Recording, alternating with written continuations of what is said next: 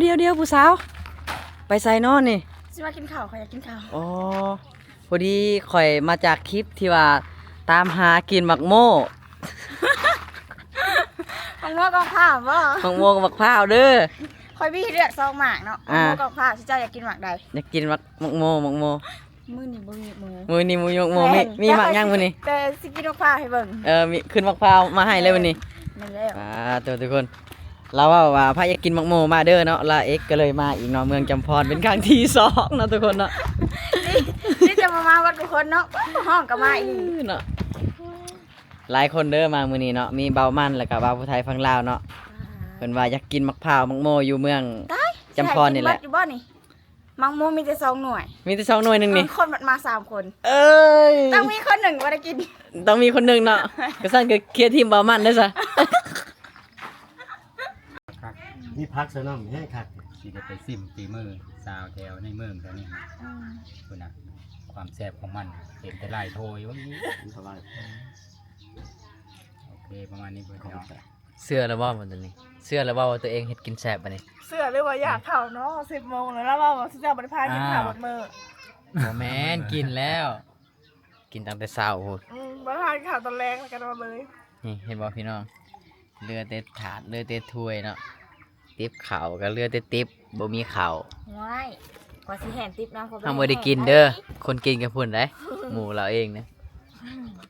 บ่แซ่บปานใดบ่แซ่บปานใดบ่มื้ออย่าอยู่บ่แซ่บแต่ว่าคนก็กินเบิดเขาจริงใจสบายดีทุกคน ตอนนี้คือลาเอ็กเนาะก็ได้ออกจากเมืองอาจสะพรเป็นที่เรียบร้อยแล้วพี่น้อง ตอนนี้ก็อยู่ที่เนาะถนนแยกเนาะอันนี้ทางหลังเขาก็เป็นทางแวไปเมืองอาจสะพรเนาะทุกคนเนาะตอนนี้ก็มาฮอดเป็นเส้นทางเลข9เด้อทุกคนนี่เนาะคือทางด่วนจากสวรรณเขตไปสู่ชายแดนลาวเวียดนามเนาะและตอนนี้คือลาเอ็กจะพาทุกคนไปเที่ยวที่เมืองจำพรทุกคนเนาะเราจะไปเมืองจำพรตอนนี้เนาะแต่ว่าบรรยากาศมันมืดคล้ำแล้วทุกคนเนาะและเฮากะจะได้พักแถวเซโนเนาะหรือว่าเขาจะไปพักอยู่เมืองจำพรเลยพี่มันน่าจะพักเมืองจำพรน่าจะไปพักอยู่พุ่นเนาะแต่ว่าเขากำลังเดินทางตอนนี้เนาะกำลังออกจากเมืองอาจพรทุกคนเนาะและมื้ออื่นเช้าเนาะลาเอ็กสีพาทุกคนลุยคลิปให้พี่น้องเบิ่งเองเนาะมื้อนี้มากัน3คนเด้อมากับบ่าวผู้ไทยฟังลาวแล้วก็บ่าวมั่นคนเดินทางเนาะเป็นครั้งที่2ที่ได้เดินทางนำกัน3คนแบบนี้ทุกคนตอนนี้จะพาทุกคนไปเมืองจำพรพุ่นล่ะทุกคนเนาะมันคำอยู่สายเฮาก็พักอยู่หันเลยมื้อนี้พี่น้องนี่เนาะเมื่อกี้นี่เนาะไปออกคลิปอยู่เมืองอาจสะพรฝนตกพี่น้องเนาะอยู่เทียงนาของสาวแพทซ่าเนาะทุกคนตอนนี้ก็บ่ฮู้ว่าสิฮอดจำพรจักโมงเนาะบัดนี้ก็บ่จักเลยทุกคนเนาะเราเดินทางไปบัดนี้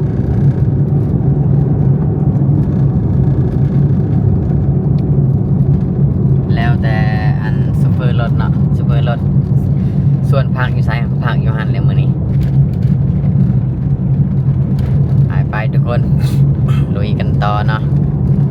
สุดก่อนมาคำตื่นเลยนะแม่สุดก่อนมาครับเติมสุดก่อน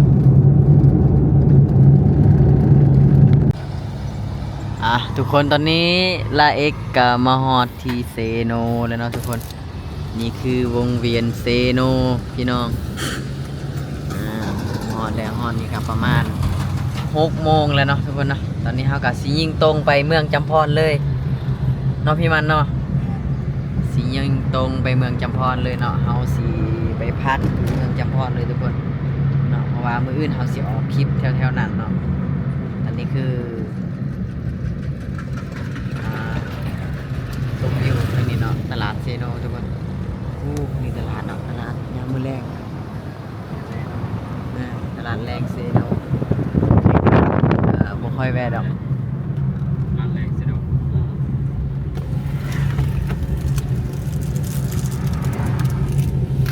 สะออนเนี่ยกินร้านซีออนเนาะ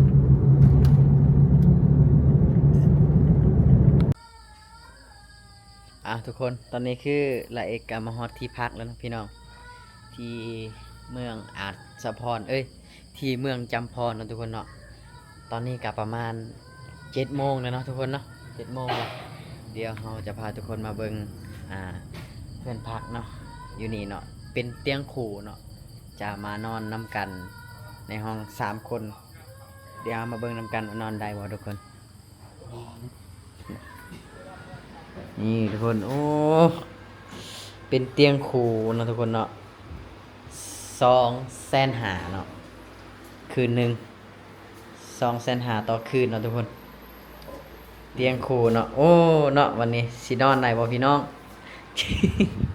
จะได้นอนกอดกันกับบ่าวผู้ไทยฟังลาวแล้วทุกคนเนาะป้าตะ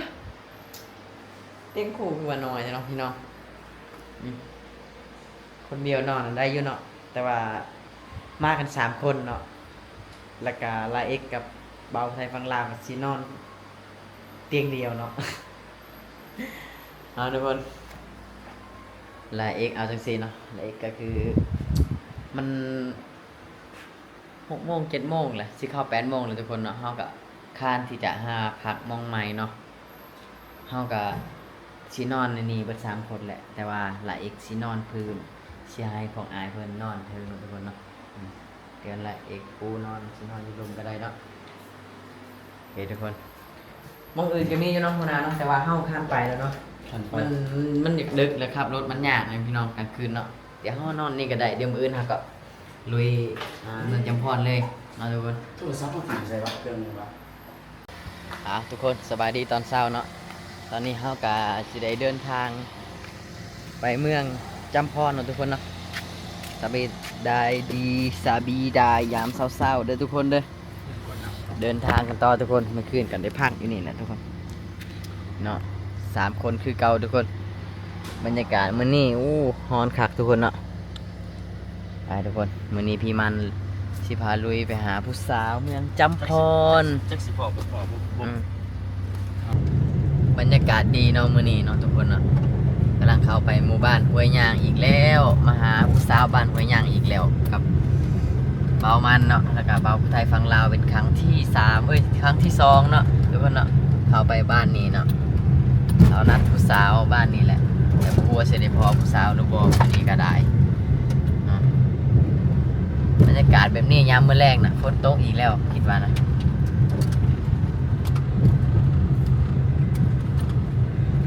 3 สหายเด้อพี่น้องเด้อมื้อนี้เด้อลุยกัน3 สหายคือเก่า คือไทยเลยหมู่บ้านนี้นะแบบ หมู่บ้านเขาเจ้า เป็นเพื่อนใหม่เพื่อนยังเนาะ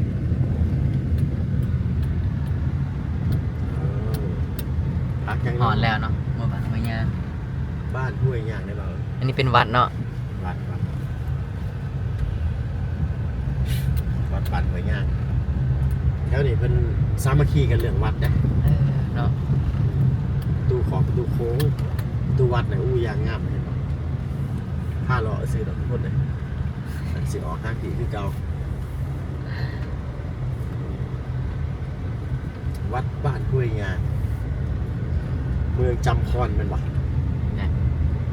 บ้านอโศกอาเซียมใกล้บ่จากนี้ไปบ้านแล้ว ข้างหน้า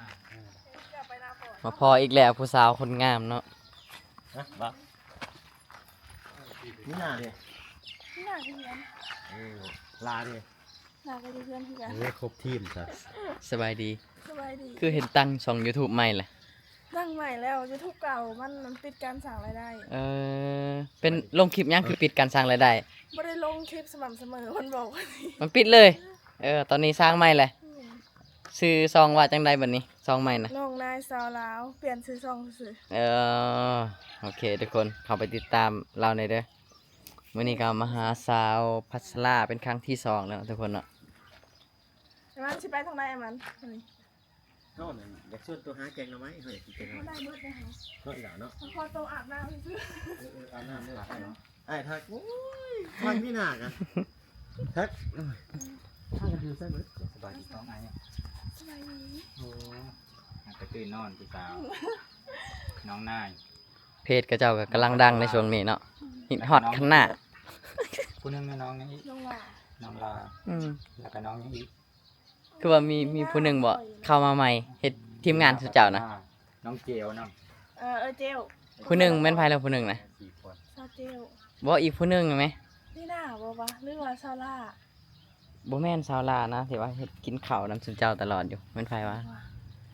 อีกผู้หนึงเข้ามาใหม่นะคือว่า จักสิลืม ลืมบ่ บ่ชื่อทีมงานตัวเองบัดนี้ แล้วได้ขอ เฟ ตัว ซตาม นะ สบาย โอเค แซ่ทำอะไรเล่นโทรศัพท์ของเราอยู่เฟซเนาะเห็นวะ อันนี้คือหมู่บ้านห้วยย่างเด้อทุกคนเด้อน่าอยู่บ่พี่น้องเห็นบ่บรรยากาศโอ้โคตรดีเลย บรรยากาศยามเช้านะพี่น้องพี่น้องเป็นหมู่บ้านที่น่าอยู่หลายเนาะใช้ชีวิตแบบบ้านๆบ้านนี้ก็ได้ อากาศดีพร้อม ตอนนี้คือละเอ็กจะพาทุกคนมาเบิงมาหาผู้สาวนั่นแหละเนาะสาวนี้หน้าทุกคนเป็นครั้งที่2แล้วเนาะเดี๋ยวเขาเข้าไปหาแล้วก็เบามันย่างไปก่อนเลยสวัสดีผู้สาว สบายดี สาวยังเกาะ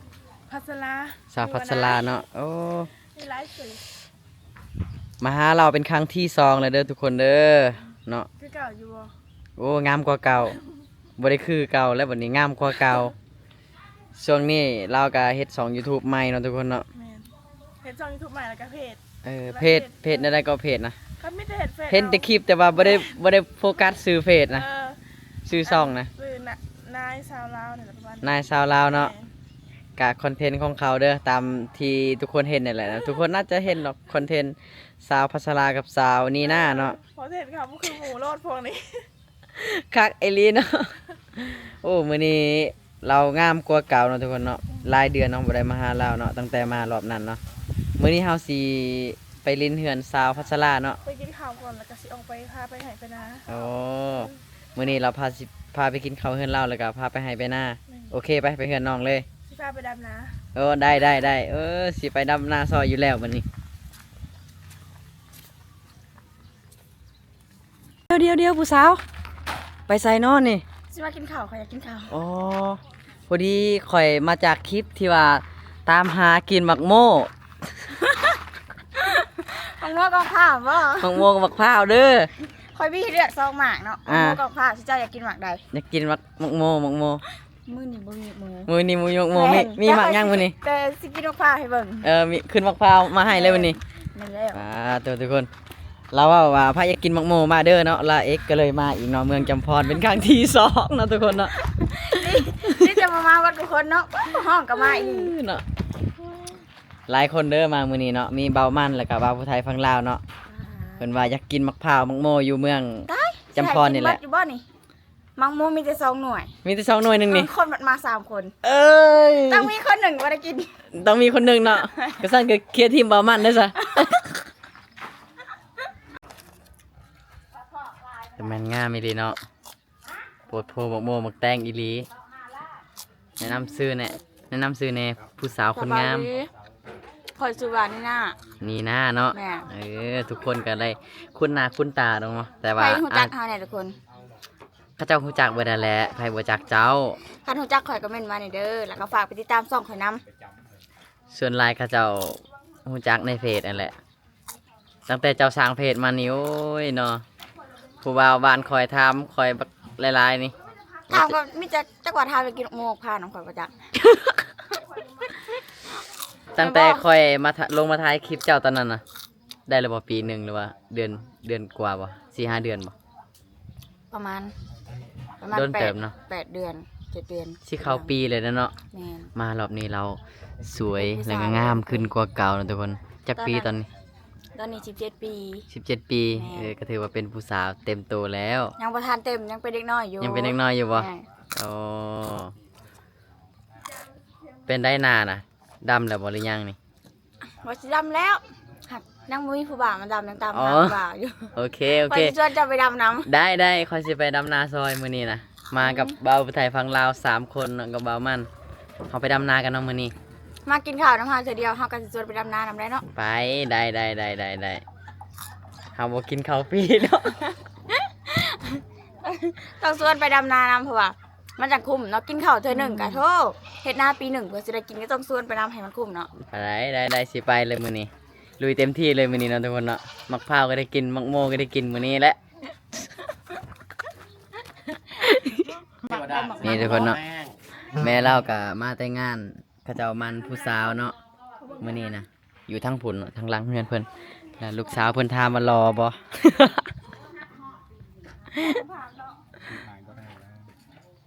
กินแล้วบอกข่าว สู่ว่ามันบ่ได้ดอกข่อยว่านะ ข่าวข่าวยัง โอ้ขี้พุ่นๆไปสอนพุ่นเซ็ตหน้าหลายอีกรอบ บ้านเจ๊เลยบ่เอา โอ้รอบนี้เราใช้เหล็กดัดฟันอีกเนาะงามกว่าเก่าเลย เจ้าฟันเหล็ก ใส่เฮิงปานใดเลยนี่ ใส่ถ้วย 6 เดือน 6 เดือนแล้วเนาะแขวงามเลยบัดนี้ ยังห่างอยู่ ยังห่างอยู่อ่า แม่กินละเท่าไหร่อีหล่ะ ไปดัดอยู่ใส่ล่ะ ดัดอยู่ไซโน อ่าเด้อแพงแน่นอนนี่ หัวแพงเดือนละพัน ของแท้เลยบ่ แค่ งามกว่าเก่าเลยเราวันนี้เราไปเฮ็ดคลิปกับเราเต็มที่เลยทุกคนเด้อเราสิฟ้าจับโกะจับเขียดตามสไตล์ของเราเนาะ ตายทางเงอะทางเง อ่า อะ เดี๋ยวเราจะพาไปหาทีมงานเรามื้อนี้โอ้สุดๆแล้ว3 คนมื้อนี้เนาะสาวเจลสาวพัชราสาวนีนาเนาะแต่สาวล่าน้องลาสาวลาบ่ ออกนา ออกนาเนาะมื้อนี้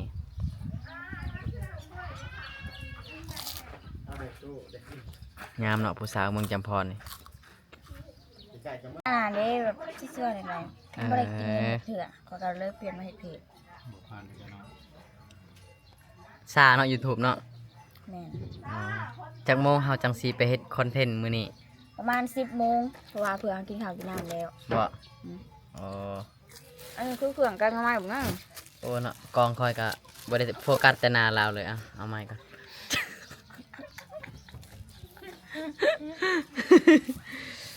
หลังจากกินข้าวจังหน่อยเฮาจังสิไปเนาะ แม่ บ้านหยังแล้วเฮาสิไปน่ะ บ้านนากอย บ้านนากอย แม่นครไกรสน บ้านซาวเวียดน่ะบ่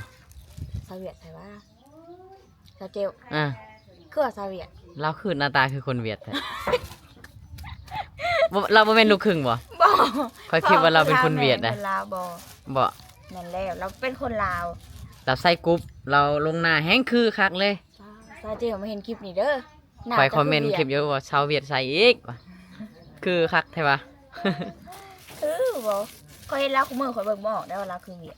บ่จากแรกผมจะอยู่มือเนาะคอยอยู่ทางฝนคอยกะเบิ่งออกอยู่ หมากยังนี่ไผโห บ้านเจ้าเอิ้นหมากหยัง บ้านข่อยหมักแขวง ฮะ หมักแขวง หมักแขวงบ่ได้เอิ้นหมักแข้งบ่ แขวง แล้วไทยเอิ้นจังไดบัดนี้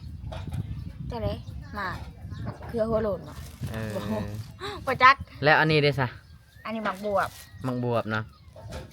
อันนี้ก็หมากมันอันนี้ก็ยอดป้ายอดบวบนี่อ่อนๆนี่นึ่งกินเลยว่าแกงใส่น้ำมันก็แซ่บเลย คักเลยเอาไปแกงใส่หน่อไม้เด้ อืม จังหน่อยเนาะ แม่เขาจะออกนะจังหน่อยนี่อันนี้คือเขื่อนแกงหน้ำไม้ครับมะเขือก็มีหน้าข่อยก็มีมะเขือหันลายอยู่ มีลายบ่ดูเนาะทุกคนมื้อนี้โอ้มาเบิ่งวิถีชีวิตเขาเจ้านี่สุดขนาดเนาะแต่ละมื้อนี่มีแต่มื้อนี้แหล้วเนาะบ่ได้ไปเนาะ แม่ เพราะว่านัดเบามันนัดแหละแมันบ่ นัดแรกแต่ว่าข่อยหันบ่ได้เข้าไปเบิ่งแซดเรามาแบบเดียวเนาะแบบว่าเรา มาแบบสะพายเลยเนาะ แต่มาปลุกเอาอยู่บนนอนเลย เออ มันบ่ได้เอ้ยเขาออกมาหน้าสิเด้ไอ้มันมาหาข่อยลูกแกกีตาร์เล่นลงไปเบิ่งเลย เอ แม่นั่น อ บ่าวมันก็บ่าวละเอง โดนนั่นเลยบ่ได้ไปหาเขาเจ้าเนาะ บ่แม่นโมงตื่นได้นี่ฮะ บ่เป็นโมงตื่นวะเออเนาะ ถ้ากับมือเดียวนี่แหละปกติเอากับไปลูกหนึ่งเข่าเป่าไพ่แต่เศร้านะเห็ดอยู่ อ๋อ เห็ดกิน เจ้าเป็นคนดุมันอยู่แล้วเนาะ แม่น คอยเบิ่งคลิปเราก็ฮู้ แต่มือนี่แบบเมื่อยแห้งถ่ายคลิปเลยนอน เป็นนาเดียวไล่มือน้องบอก ได้ซะ วันนั้นจะมือตอนนี้แหละถ่ายคลิปแล้วนี่ก็มือแล้วอยู่ต่อไปได้ไปน้องอย่าได้เฮ็ดหน้าซอยเล่าวกับมันนี่ เอาทุกคนเนาะสาวนี่นาบอกว่าไผมากินข้าวน้ำลาวมื้อนี้แม่น ต้องไปดำนาซอยเล่าวเนาะถ้าบ่ดำนาคือว่าบ่ให้เมื่อเพิ่นว่าทุกคน บ่าวลาเอ็กบ่าวหวดไอ้มันนี่ไอ้มันนี่กินข้าวน้ำเฮาหลายเถื่อเลยมื้อนี้ค่ะ อ่า ใช่ลงไปดำนาซอยแท้ ได้เวลาที่สดใส ๆ เลยมื้อ แม่ นี้เนาะ บ่าวลาเอ็กกับบ่าวหวดนี่ฮะก็กินข้าวน้ำเถื่อหนึง ทางฮะ อ๋อตั้งใจว่าสิบ่ เฮาบ่เป็นหยังที่เทื่อหนึง บ่ได้เนาะเถื่อหนึง บ่ได้บ่ บ่ได้ ต้อง เฮ็ด ต้องลงนา แม่น เทื่อหนึงก็ลงนามือนึง แม่น โอ้ แต่เจ้ากินซองเถื่อเจ้าก็ต้องดำซองเถื่อ ได้ทุกคนมื้อนี้ละเอกอันมีกระเป๋ามานำมื้อนี้เนาะเอ้าเพื่อสิแล้วนาเพิ่นละจังสิ ดำ ได้ นาก แล้ ลั ว บ ฮาสิไหลเมื่อทุกคนเขาพายอยู่น้ำดอก เอ้าคือดำนาขึ้นไรเมื่อเจ้าก็ได้ อ้าวไหลเมื่อเลยเนาะใช่อยู่เห็นยังหน้ากระดำแล้วเลยว้าก ลายเป็นส่วนเกินเลยวันนี้เนาะ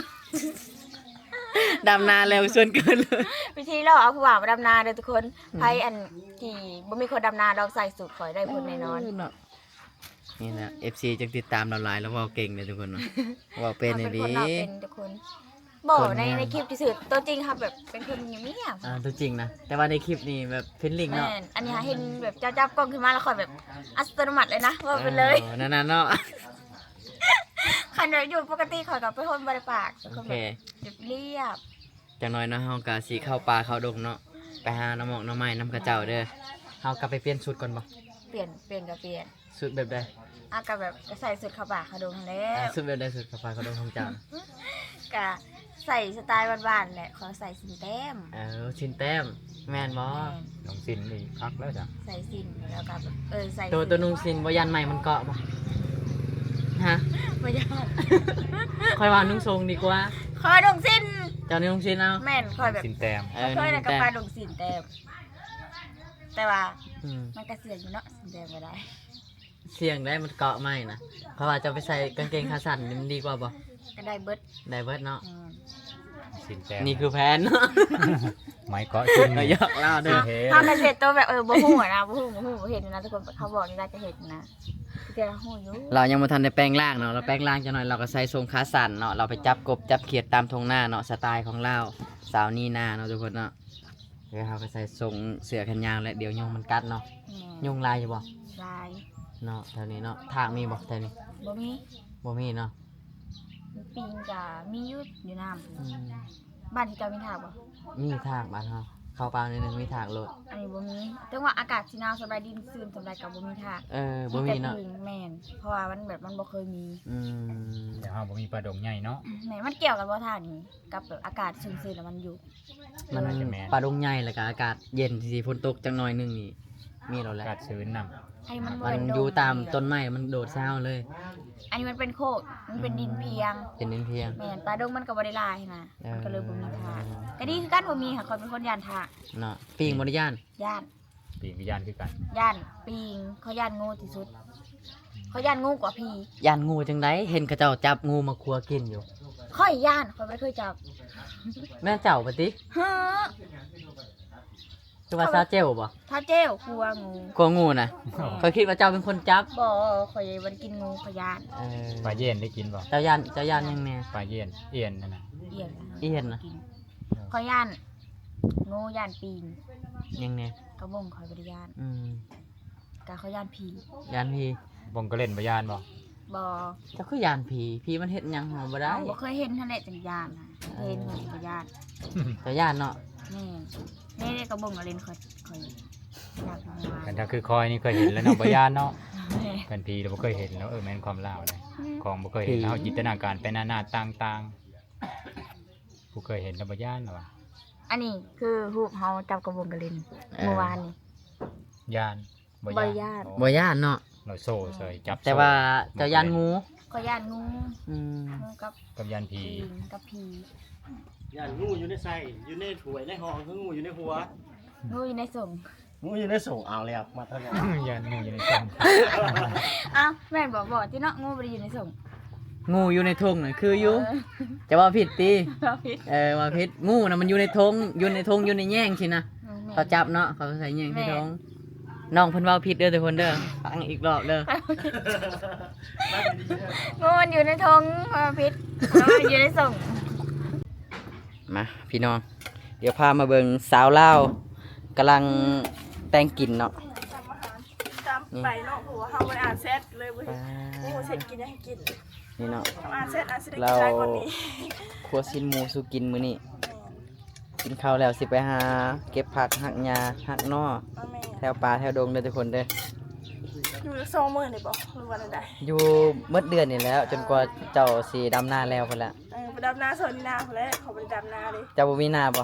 มีนาเขาแห่งหลายแต่เขาหวาน เอาว่านเอา แม่น ได้ เขาบ่ได้เฮ็ดเด้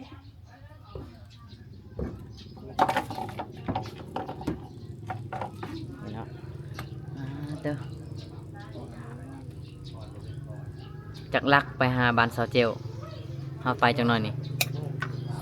สิหาลักบ่บ่ไกลไปได้ บ่ไกลบ่ แม่นแต่สิขึ้นรถจักรไปได้ โอเคทุกคนเนาะมื้อนี้ สิเฮาอัดสาเพิ่นว่า เพิ่นสิพาไปหาทีมงานเพิ่นเด้อมื้อนี้เด้อนี่เนาะเกินครัวของเราได้บรรยากาศคักเนาะมารอบนั้นกันได้ทายนี่ แม่นแต่เฮาก็เฮ็ดนี่ยังบ่ได้เฮ็ดแล้วเฮาก็เฮ็ดฮอดแต่อันนั้น เฮ็ดถึงแม่นสิเฮ็ดใหม่แต่ว่าค่อยว่าเฮือนครัวนี่มันคักกว่าเด้ นั่นนะอันนั้นเฮ็ดเป็นอันนั้นบ่ล้างจานเรียบร้อยได้ยังบ่ได้ไปซื้อยังบ่อยู่ เฮือนครัวนี่น่าจะอยู่มาหลายปีแล้วเนาะนี่น่ะเอ้ยบ่แม่นพัสลา คิดฮอดไปซื้อหน้าบ่ บ่แม่น ลงซื้อเจ้าขายคือกันสาวนายเหรอวะ แม่นลงซื้อบ่ แม่น เดี๋ยวเขาไปเอาอันปรุงมาใส่ก็ได้แบบนึง ได้ เดือนในเฮือนน้อยเนี่ย เห็นบ่ทุกคนเมื่อกี้นี้เราออกมาจากห้องเรายังบ่ทันได้แต่งตัวเนาะทุกคน ยังบ่ได้อาบน้ำ คิดว่าโอ้แม่นไผเนาะจำบ่ได้เนาะแต่พอเรามาแต่งตัวแล้วโอ้พี่น้อง น้ำเก่าบ่ได้ ทุกคนเนาะได้บรรยากาศข้างเนาะเฮือนครัวของเราเห็นบ่ พอได้เนาะอันนั้นนี่ โอ้สุดยอดเนาะได้มาเป็นครั้งที่สองเนาะมาเบิ่งเขาเจ้าเฮ็ดกินอยู่หม่องนี้เนาะนี่นาปิ้งปลาตอนนั้นก็หม่องนี้แหละทุกคนเนาะนี่เนาะแต่ว่าตอนนี้เพิ่นกำลังเฮ็ดครัวใหม่เนาะอยู่ทางพุ่นเพราะว่าฝนตกนี่ยามลมมันแห้งมันสาดเนาะ เปียกเบิดแท้นี่ก็บ่ได้มีบ่อนอยู่ เปียกเบิดเนาะอืมเราก็เลยเฮ็ดใหม่เนาะแต่ว่าน่าจะบ่มั่งเนาะตัวนี้เนาะ มาก มั่งบ่ เอาอยู่มันก็อันนั้นนี่มันอันหุบหน้าเฮือนแบบสินะสิต้องมีรูม ไปเนาะเราแต่งกิน เป็นได้แต่ปัญหาสิแซ่บหรือบ่ แสบแล้วค่อยกินเลยเท่อนึงเนาะแสบได้เขาเจ้าปิ้งปลากินมื้อนั้นน่ะเขาเนาะจนเบิดติ๊บเนาะ มีคนสิโซแกน้ำมันสิผิด ดีแต่ว่าบ่ได้คาบเอาติ๊บแล้วกินเบิด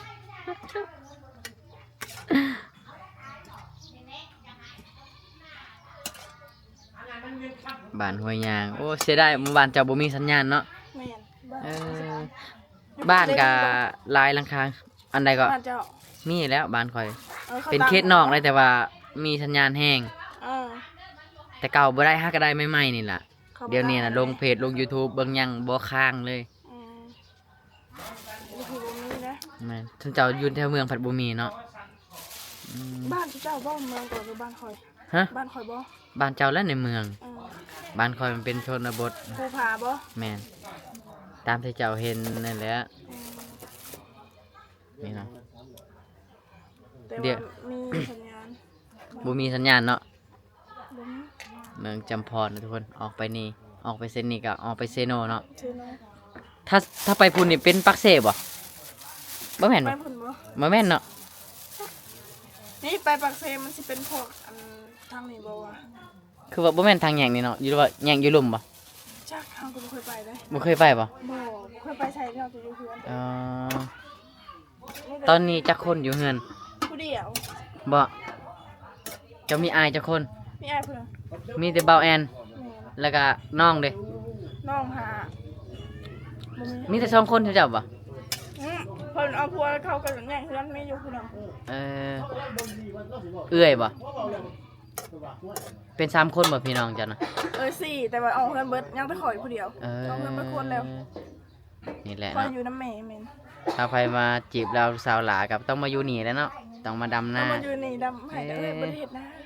หวาน มาอยู่โลดพี่น้องเอ้ยคนงามปานนี้เฮ็ดกินก็เก่งอีกเบิ่งอืม ปัญหาเสียบบ่ ปัญหามันบ่ยากดอกมันก็แสบอะแหล้วเจ้าก็ใส่เทเป็นนัวหลายๆเนาะ อันนี้ยังว่าใส่เป็นนัวแล้วรู้สึกว่าใส่ข้างนอกมันนัวอยู่ เบิ่ง ไม่ใส่ นี่เนาะเนาะ เฮากินข้าวก่อนเนาะจังสิได้เดินทางมื้อนี้เนาะ ใส่ผักอะไรดี คักแล้วกินผักหลายได้ประโยชน์เนาะ ก็วันนี้อัน วิตามิน ผัดซีซินก็คือสิบปันไดกับสิหมูได้ค่ะไม่ต้องใส่ผักหลาย มาสิได้กินข้าวเราเป็นติ๊บที่2แล้วมื้อนี้เนาะติ๊ มา บ ดำ อีก นา แล้ว ซอคอยเด้อ ได้แต่ว่าจะดำแล้วเลยเด้ ค่อยก็มากินละล่าอะไรบัดนี้ ดำนาซอยคอยตั้งเจียวก่อน เพิ่นตำแจ่วก่อนเนาะ มันหาสิแสบโบ แซ่บต้องแซ่บอยู่แล้วคนงามมันต้องเฮ็ดแซ่บอยู่แล้วนะบ่ยากดอกนี่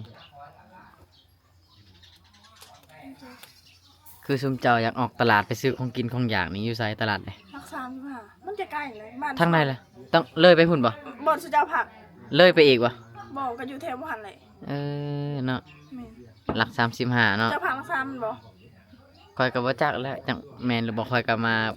บ่จักเทื่อตัวนี้ เออ เพื่อนพักอหย่างวะแจ็คสันนะ เออทางนี้ใกล้ๆอันเพื่อนผักไซอีประมาณเท่านี้ทางนอกกินทางรักษามัน อ๋อแถวนั้นเนาะ แม่น สมเจ้าบ่ได้ออกเซโน่บ่ไปซื้อของกินของอยากนี่ บ่รักษา ละ35เนาะ แม่นมันใกล้นั่นแหละบอลยับขึ้นเทิงหน่อยหนึ่งค่ะ เอ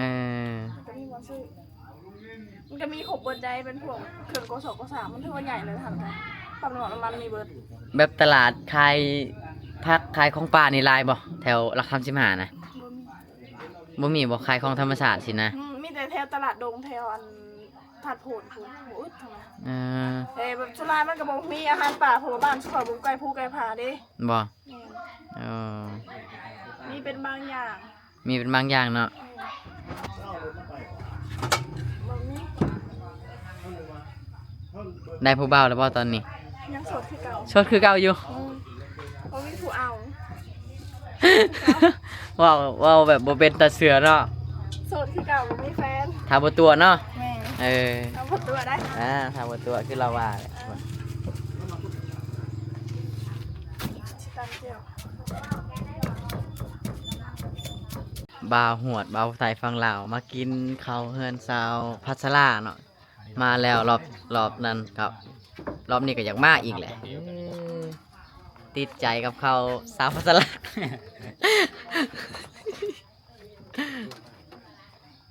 ไปแล้วทุกคน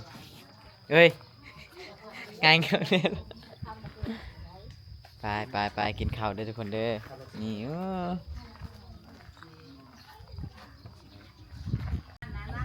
มาทุกคนนะกินข้าวน้ำกันเด้อนี่นะฝีมือสาวพัสลาเนาะโอ้ยคักแล้วปานนี้ คือมันเต็มปากเต็มคอว่าเบิ่งเอา แล้วกินกล้วย เพิ่นรักกินกล้วยอยู่เทิงมันอ่ะ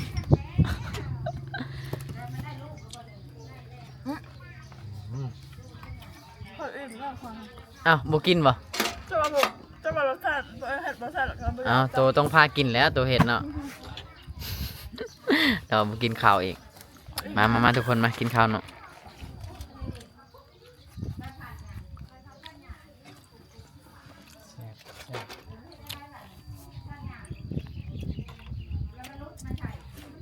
รุ่นเดียวกันกับอ้ายเนาะ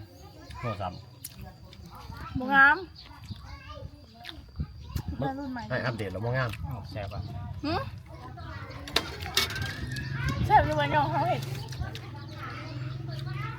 เดี๋ยวเบิดอีกจะเห็นว่า กิ กัน นให้เบิ เนาะ ดเด้อ อัปเดตใหม่แล้ว วัน บ่ นี้ใครง าม ไปกินรอบซองไหม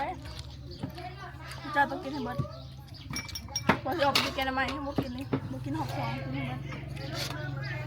ด ครับ มีพักเสนำให้คัก สิได้ไปซิมฝีมือสาวแถวในเมืองแถวนี้ อืม คุณน่ะความแซ่บของมันเห็นแต่ลายโทยว่านี้ สบาย โอเคประมาณนี้เพื่อนพี่น้อง เสื้อแล้วบ่มันตัวนี้เสื้อแล้วบ่ว่าตัวเองเฮ็ดกินแซ่บปะนี่ เสื้อเรียกว่าอยากเข่าเนาะ10 โมงแล้วว่าสิเจ้าบริพากินข่าวหมดมือ บ่แม่นกินแล้ว กินตั้งแต่เช้าโห บริพากินข่าวตอนแรงกันมาเลย นี่เห็นบ่พี่น้องเรือแต่ถาดเรือแต่ถ้วยเนาะ